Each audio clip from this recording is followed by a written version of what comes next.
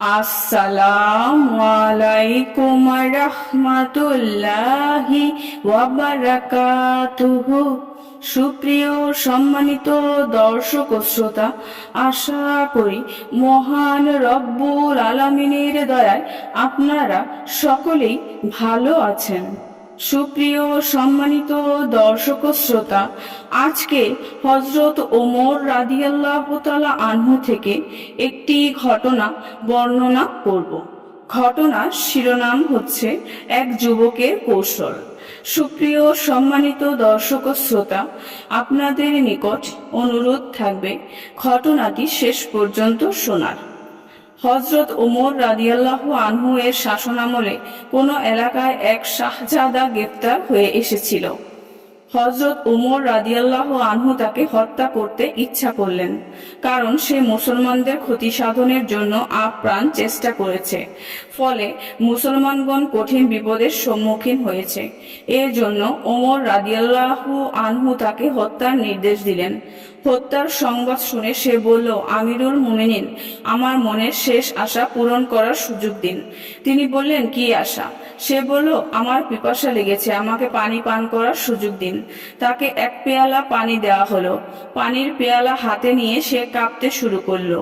হযরত ওমর রাদিয়াল্লাহু আনহু বললেন, তুমি এত কাঁপছো কেন?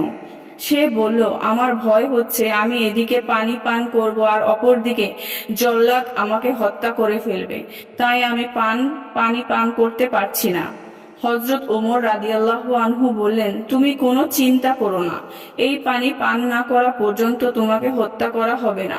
হযরত ওমর রাদিয়াল্লাহু আনহু এই কথা বলার সঙ্গে সঙ্গে লোকটি পানির পেয়ালা মাটিতে ফেলে দিয়ে বলল, আমিরুল মুমিনিন, আপনি বলেছেন আমি এ পানি পান না করা পর্যন্ত আমাকে হত্যা করবেন না। এবার আপনার প্রতিশ্রুতি বজায় রাখুন, এই পানি আর কখনো আমি পান করতে পারবো না। এখন আমার প্রতি আপনার আদেশ কি? হযরত ওমর রাদিয়াল্লাহু আনহু বললেন, হ্যাঁ, আমি কথা দিয়েছিলাম এই পানি পান না করা পর্যন্ত তোমাকে হত্যা করা হবে না।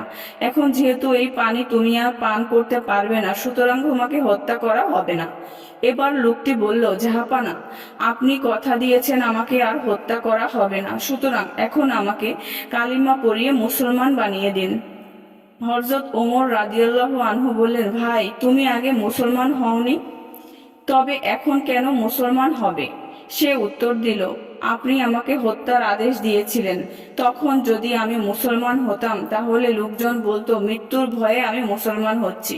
তাই আমি চিন্তা করলাম এমন কোনো কৌশল অবলম্বন করি যার ফলে আমি মৃত্যুর আদেশ থেকে বেঁচে যাই এবং সন্তুষ্ট চিত্রে একমাত্র আল্লাহকে পাওয়ার আশায় মুসলমান হয়ে যাই, আর লোকজনও উপলব্ধি করুক যে আমি একমাত্র আল্লাহর সন্তুষ্টির জন্য মুসলমান হয়েছি, মৃত্যুর ভয়ে নয়। সুপ্রিয় সম্মানিত দর্শক ও শ্রোতা, আজকের ঘটনাটি এই পর্যন্তই। ঘটনাটি যদি ভালো লেগে থাকে অবশ্যই চ্যানেলটি সাবস্ক্রাইব করবেন, লাইক করবেন, কমেন্ট করবেন এবং বেশি বেশি শেয়ার করে দেবেন। সবাই ভালো থাকবেন। আল্লাহ হাফেজ।